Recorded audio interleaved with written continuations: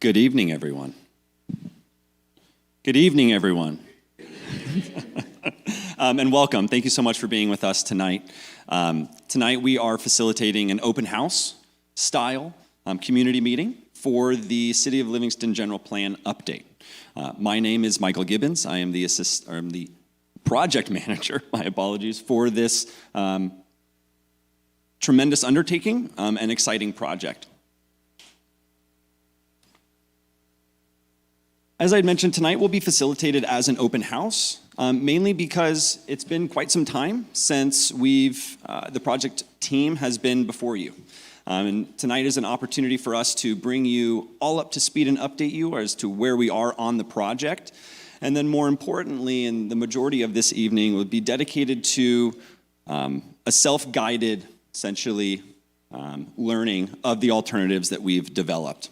I'll briefly touch on what are alternatives and why we're here this evening. But I'll first start but generally just providing an overview of what we're hoping to achieve tonight. So I'll briefly provide a presentation as to what the general plan is, why the city is going through this monumental effort. Then I will explain the alternatives and what we're hoping to get from you this evening. And then I'll go over other ways that you can contribute and take part in this process. So this is a multifaceted project that takes a very strong team. The project is led by the City of Livingston. We have Martha Abello and Miguel Galvez as part of the project team. As part of the consultant team that was hired to assist the city in this project is Mintier Harnish. We have the owner and principal of Mintier Harnish, Jim Harnish, in the back, myself, Michael Gibbons, and then Hannah Woolsey, who is also a planner on this project. So tonight we are the faces of this project. If you have any questions, please come and find us, and we'd be more than happy to walk you through the process or any questions that you might have.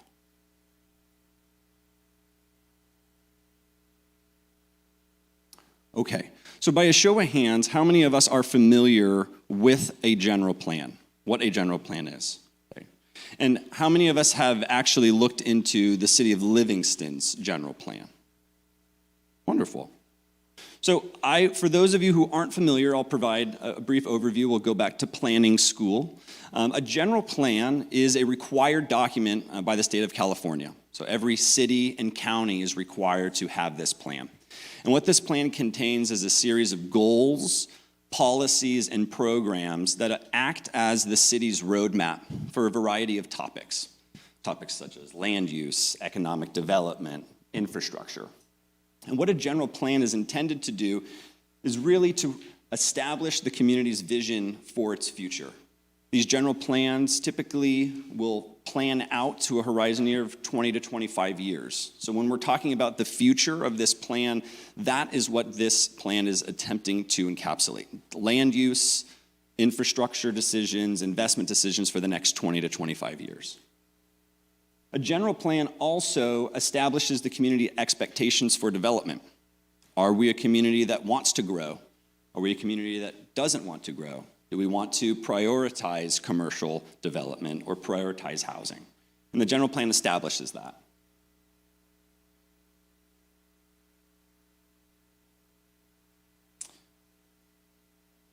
Typically, people engage in the planning process at the zoning or subdivision level when you're applying for a building permit. The general plan is the foundational documents that those are teed off of. And so in this graphic, we can kind of see where the general plan lies in the order of importance. And the general plan, by all intents and purposes, is the guiding document for the city.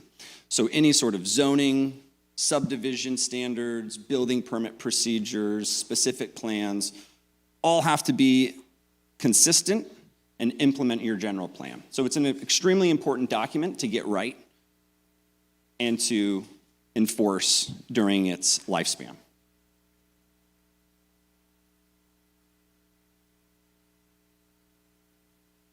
As I had mentioned, this is a state-required plan. So every city and county has to have a general plan. And there are a variety of topics that jurisdictions are required to address in these plans. And here, essentially, are these topics.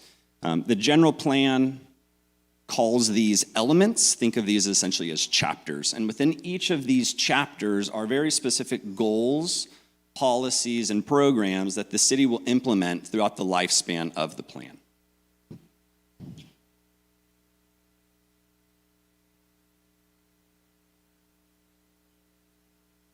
So that is a crash course in what the general plan is, but why is the city going through this effort? This is a long effort. It's a quite involved project. But essentially, there are a multitude of reasons. One is to bring the city up into contemporary standards. There has a lot that's been changed for shopping, habits, housing development, and to address that, the city needs an updated general plan. Secondly, there are a multitude of state laws. It seems like every year the state pumps out new laws that cities have to follow. And on the city to update their general plan and their standards and their processes to be compliant with state law. Next is to increase diversity and inclusivity in the city. We have made a tremendous effort throughout this process to be as inclusive as possible. As you'll see, we have translated documents on not only physical documents and hard copies, but also on our website, and really trying to bridge the gap of those that are traditionally not involved in the planning process.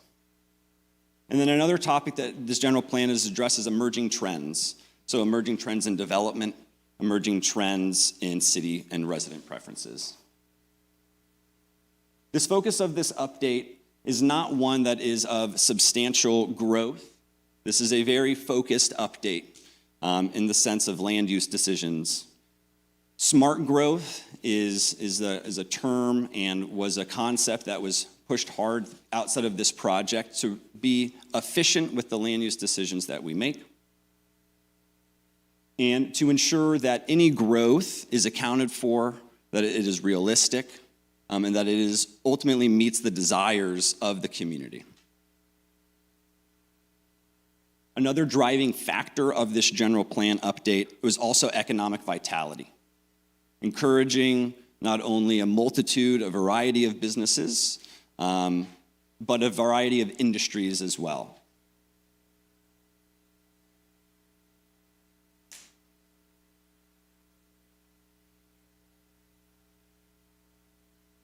So far, the project team has been hard at work. If you've followed this project actually started around 2021. Now, as we know, there have been a series of events that have taken place in between then.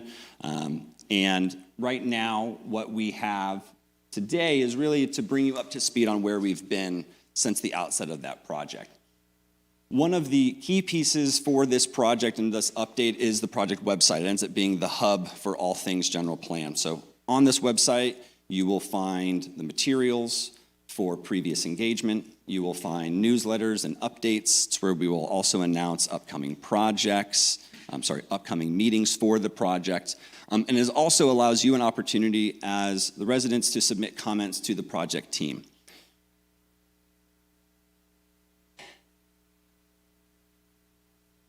Another tremendous amount of work that the project team has gone through is establishing an existing conditions and trends workbook. Essentially, think of this as a background report on the city. So what we're looking at is the existing land use. The existing land uses, what does employment look like today? What types of jobs and industries are in the city? And establishing that as the baseline to move forward for the next 20 to 25 years. We have copies of the existing conditions and trends workbook. It's in the back. There were a couple of hard copies. So that is for everyone. If there is not a hard copy available, this is also on the project website. So I said all the documents that we produce for this project, you can also find on the website as well, including the existing conditions and trends workbook. Most recently, and what is really driving this project now, is the adoption of both a vision and guiding principles for the project. And so this was done by tremendous outreach throughout the entirety of the project thus far. And the vision statement is an essential part of a general plan because it is essentially the guide, it's the goalpost as to where we're going. And through like I said, extensive community outreach, study sessions with your city council and your planning commission. This is the vision statement that has been adopted for this general plan update. I'll give you all a minute to read.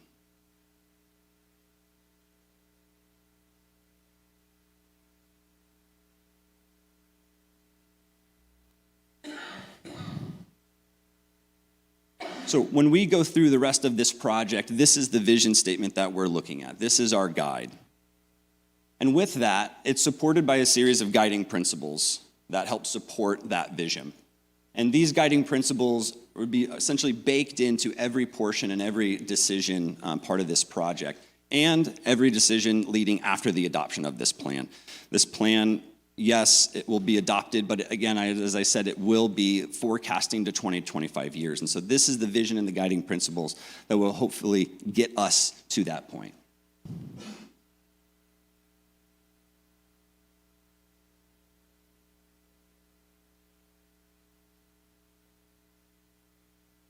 So tonight is an open house for the alternatives phase of this project. Up until this point, it's been a lot of community feedback, but not a lot of actual project development, in the sense of you haven't, as the community, haven't really seen too many deliverables as what the general plan is going to look like. And tonight is our first kind of daylighting of some of the concepts that we have developed along with the residents, city staff. And the alternatives phase is a phase of the project in which we can look at the pros and cons of different land use decisions. The alternatives were developed out of extensive community outreach, so the priorities that you'll see within each of these alternatives have been vetted not only by the council and by the planning commission, but also through city staff. Each of these land use alternatives that you'll see tonight are really designed as a point of comparison. And these are hypothetical build-outs if you were to focus on one style of development over another. And in this case, we've presented 3 alternatives for us to review tonight and explore. One is focusing on infill, so an intensification of what you already have within your city limits. And the other alternative is looking at what if the city were to expand outside its current boundaries. Some of the key concepts and topics that were helped inform these alternatives are multimodal transportation, an emphasis on increasing housing and employment, looking at revitalizing the downtown and increasing the intensity of the commercial core in the downtown area, and focusing on parks and recreation opportunities. As Ed mentioned, we've developed 3 alternatives for this phase for review and consideration. We are not saying that one of these alternatives is better than another. Again, this is just a hypothetical. If the city were to focus on infill, here is potentially how the outcome would affect both population and housing. Or if the city were to focus on expansion policies, here's potentially what that might yield. As I had mentioned, we have the existing conditions and trends workbook, and that sets the baseline for this project. The alternative one essentially represents what is on the ground today, and if nothing changed, if we never touched your general plan and we just kept all of the land uses as they were, this is a forecasting of what might yield in the future over the lifespan of this project if no change happened.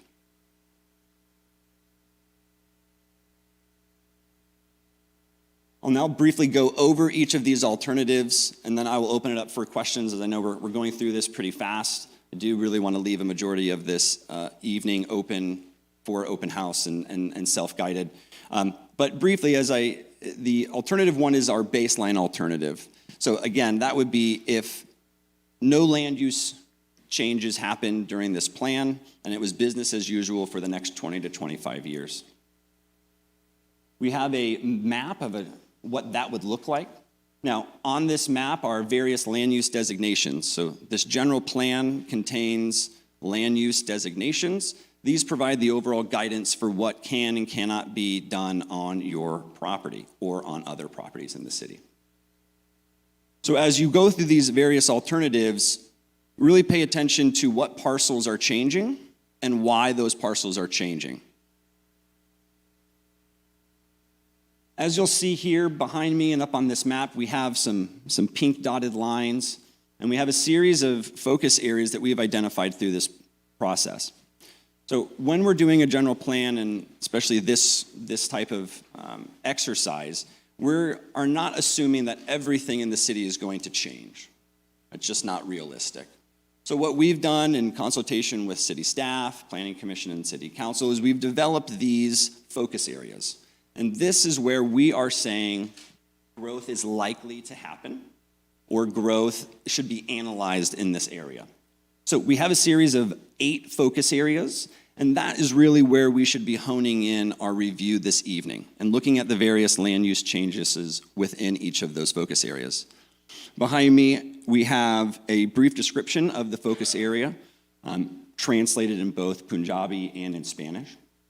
And you'll see these areas reflected on each of the alternative maps that we have tonight.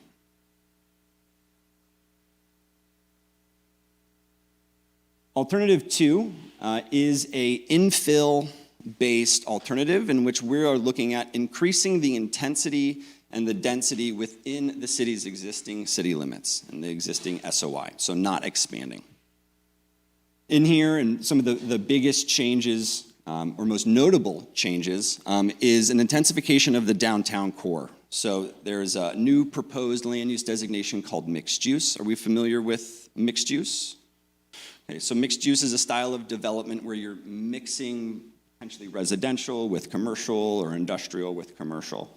And that has been a really big desire, has been from the outset of this project, to create a downtown and revitalize the downtown to allow a variety and flexibility of land uses, so housing, commercial.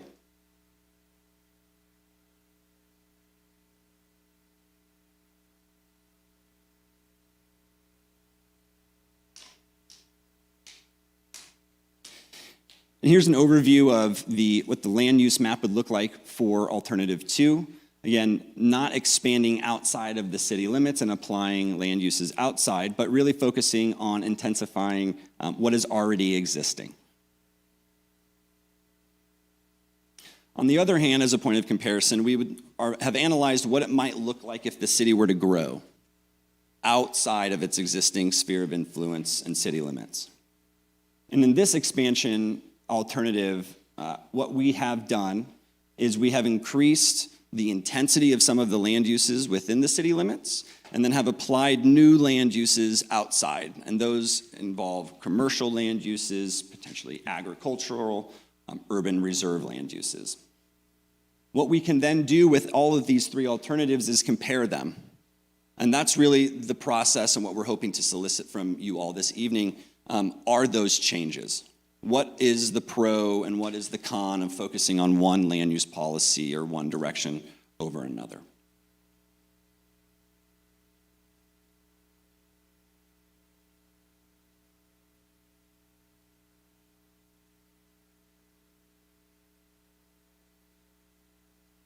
So as I had mentioned, this project has been going on for quite some time. This particular phase of this project is scoped to last around 4 to 5 months. And in that time, we'll be soliciting direct feedback from the community. Not only will we follow up this evening with an online-based survey that you can share your thoughts with us just as like you can share your thoughts with us this evening. Following that, after we have gone through this exercise, what we hope to do is select a single alternative that will move forward in the general plan. So we hope to take all of these 3 concepts, pick out the best pieces of each, and essentially create a map, a preferred map, that will guide the rest of the general plan update. Once we have that land use identified and that map solidified, we then actually move into the drafting portion of the project, where we are now crafting specific goals, policies, and programs that touch on those topics that I had shown earlier, but really are consistent now with the map that's developed through the process. Following that, we have a lengthy environmental review process. We are scoped to prepare an environmental impact report for this project to assess any of the environmental impacts that might take place from any of these alternatives or land use decisions that we make. Following that, after the environmental review, really comes adoption. And through that process, community engagement, again, is going to be essential.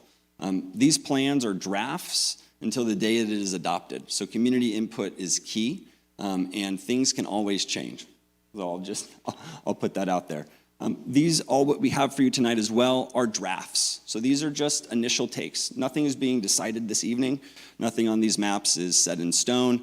This is purely drafts to engage in conversations and engage in what you feel the priorities are for your community. So, I know we went through that pretty fast.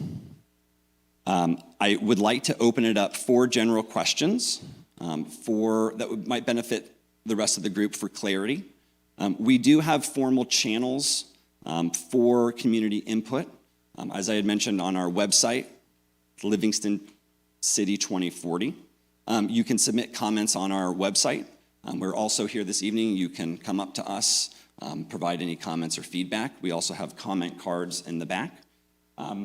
But are there any general questions about the process that I can help answer before we move into the open house portion of this evening?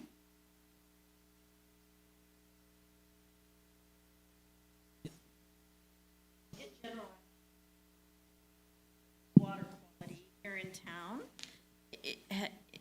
What is that now, and what does that foresee to need to be addressed?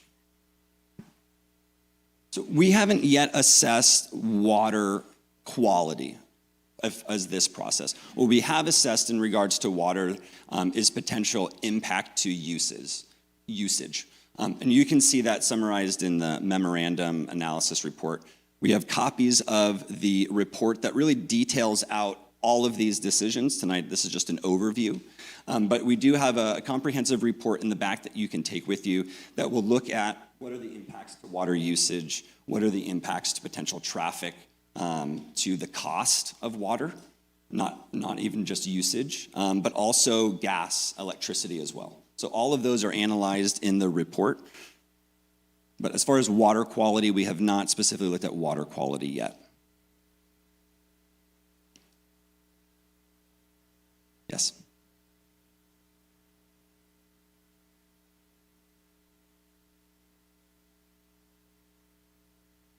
So the question was, what is the amount of participation and public input to this point?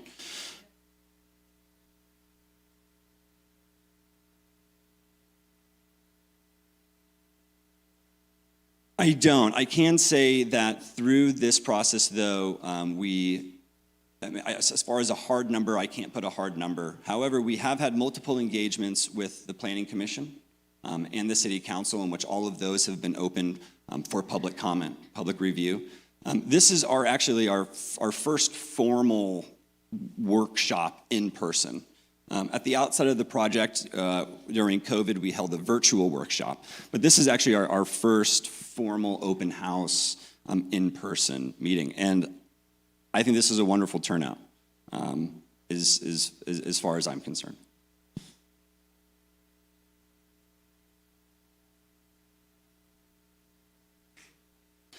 So that'd be the project team, so the City of Livingston and then Mintier Harnish as their consultants. We're helping prepare documents for them. But really the city is our guide for what's going to be the best, the types of events that we should be going to and the types of engagement that is going to be the most effective. Are there any other general questions about the general plan? In the back first, yes.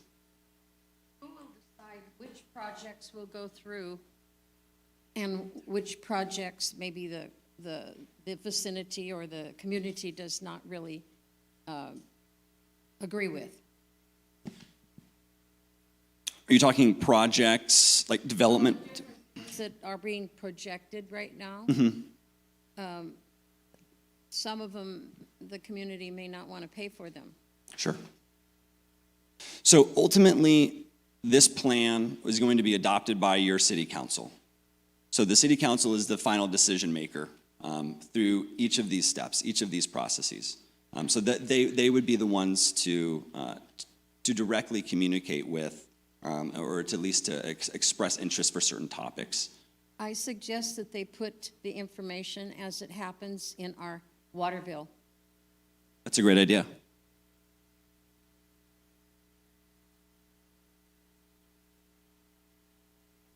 Was there a second part to your question? I'm sorry.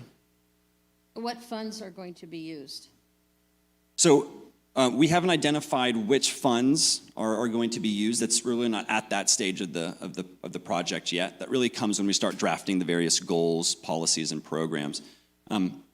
During the program development, think of programs as promises. Each of those chapters that we had touched on, economics, land use, circulation, each of those will have programs in there. As part of that process, we will not only just identify a time frame as to when that program would have to be implemented, but we'll also identify a funding source. And so that sometimes might be the general fund, sometimes that might be going after a grant, but all of that would be decided and debated on when we actually have the programs developed and we can go through that vetting process. But there are a multitude of funding mechanisms for the various programs that might be developed. Some of them might be city funded.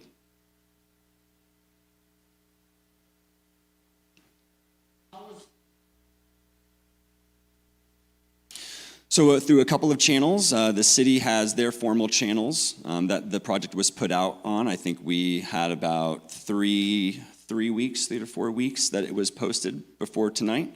We also have the project website, Livingston City 2040. We have an email e-blast list. We use that purely internally, just to send out notifications of events like tonight. We had started sending those out over the last 2 weeks.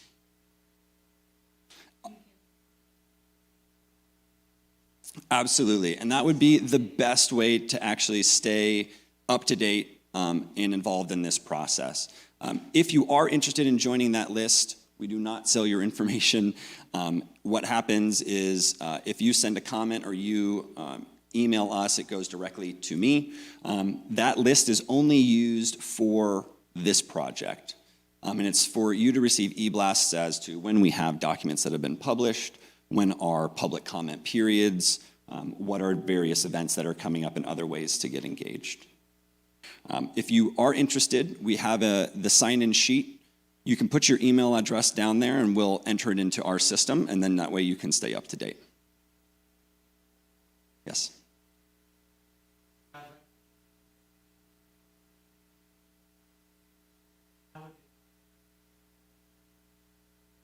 Right here.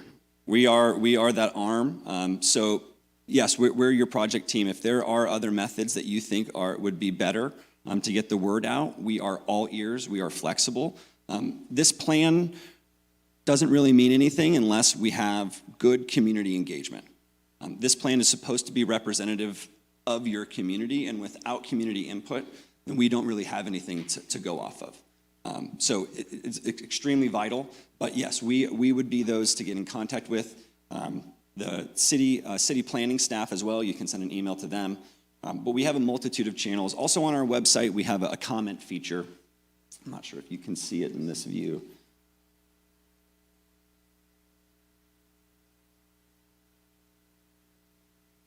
But if you see on the right-hand side, there's a blue box and a green box. That is both an email sign-up list, and then it's also a comment feature. So you can send us comments at any time. It goes directly to my email. City staff also gets a copy of that for transparency. Every month, we then also post any public comments that we receive on the website. So everyone can see what is being shared with us as part of your project. Just a follow-up note, Just a follow-up note, sorry, I want to be respectful of other people speaking as well if they have questions. I live in an area that's potentially slated for expansion on Peach, but I don't get the water bill because we're on a well.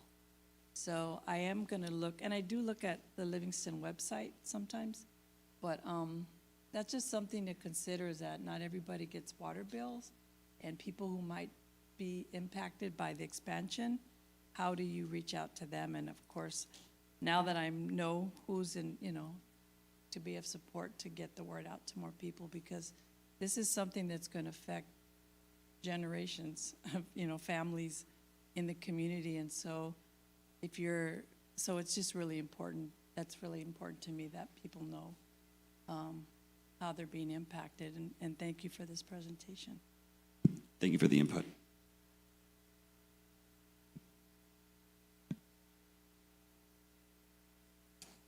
Okay, so with that, I'm going to set us free. If you are the member of a project team, can you just raise your hand again so everyone knows who they can go to? Okay, so if you have questions, we will be floating around. If you have any questions on any of the focus areas or any of the specific land use changes that are being analyzed, please come find us. Again, I'll make another pitch. The way to get really involved and to stay involved is to keep track of the project website and sign up for our email list. So if you haven't done so already, please put your email address if you would like to receive updates. Overview of what we have tonight, and just kind of a little guide. Behind me, as I mentioned, we have our focus areas and a brief description of them. Next to that, we have an alternatives evaluation. And this is only just a handful of some of the topics that have been analyzed through this report. A more comprehensive, in-depth analysis, hard numbers, raw data you can find in the memo that's in the back. But essentially what you can see here are some of the larger trends or larger changes that might take place. So what is the impact to new multifamily housing? What is the potential impact to jobs? What about total population increase? And we've analyzed each of those topics for each of these alternatives. Next to it, we actually have the alternatives themselves. This comprises of a brief description as to what this alternative is focusing on. Again, high-level takeaways of what you can expect from land use decisions that focus on expansion or focused on infill. And then a land use map. So you can actually go in and you can see what properties are designated what. And through this process, you can offer us suggestions. If you think that something needs to change or you don't think that's an accurate description, that is also part of this process as well. We're actively taking feedback.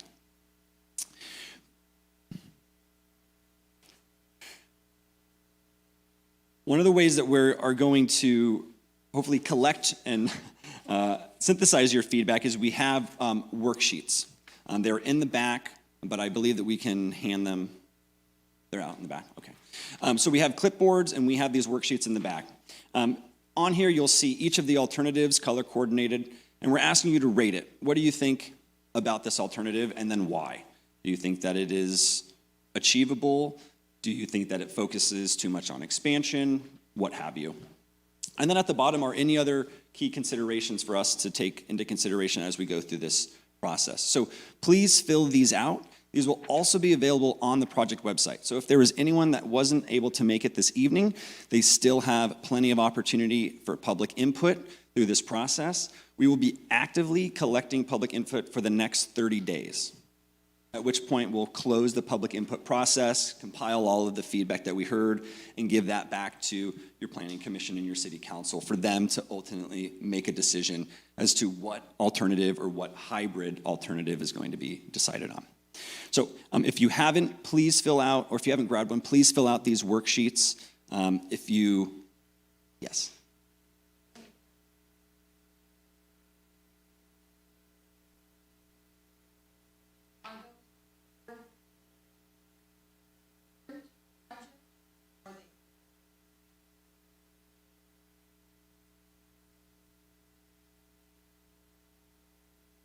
So we have the three alternatives that we're analyzing, and we will pick one. Now, it doesn't have to be specifically one of these, right? So these are just as a point of comparison. The final map or the final project, if you will, as you're referring to, might be a combination of some of these land use decisions. So it might be a hybrid, and oftentimes that's what communities end up choosing, is a hybrid of these options that picks out the best pieces of each of the plans.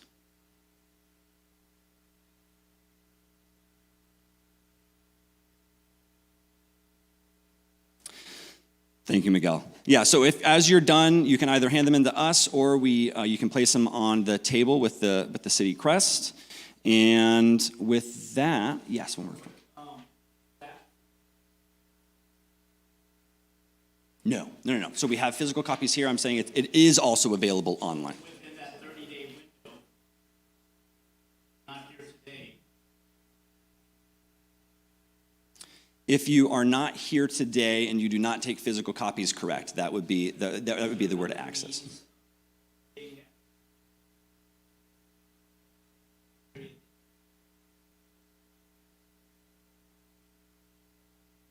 Sure, absolutely. Yeah, I'd be more than happy to follow up with you as to what you think.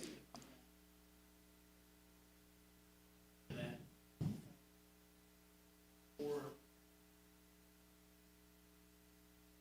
even in terms of the getting to the website, banner.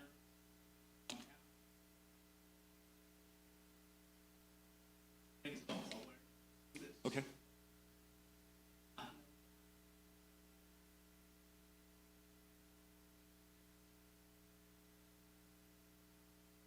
I totally agree. I 100% agree. Physical copies still have a place in today's day and age. I can say that the copies of the materials will be, we are going to hand these to your planning staff. So they should be available at the counter if you would like to go and get physical copies. But I would love to follow up with you afterwards and see if there are other establishments that we can do some outreach with.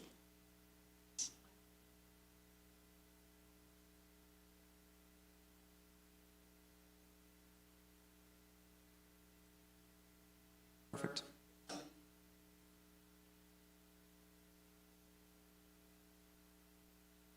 Perfect.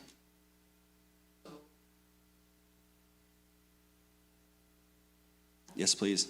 Yes, please. And that goes for everybody. If you think that there is a channel that we're not hitting, please let us know, and we can adjust. We can be flexible, and we can get the resources and information where they need to be.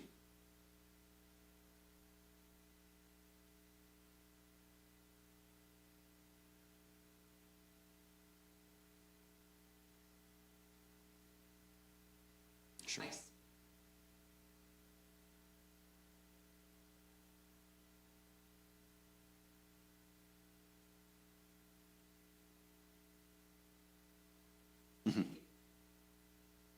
Perfect. And while it's the 30 days, I'll just clarify, while the 30-day will be actively taking comments on these alternatives, the input and your comments and your feedback on the general plan doesn't have to stop. So if you have innovative ideas or topics of concern that pop up in your head, shoot us an email, go on our website, send us a comment.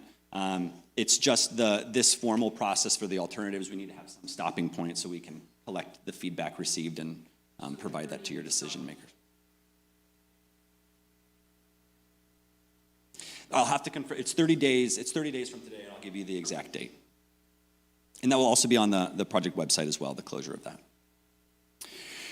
So if there are no other questions, if you could please grab yourself a worksheet, find a member of the project team if you have any questions or you would like to share your feedback. But thank you all very much for being a part of this process. As I had mentioned, these plans really don't mean anything without public input. This is your plan.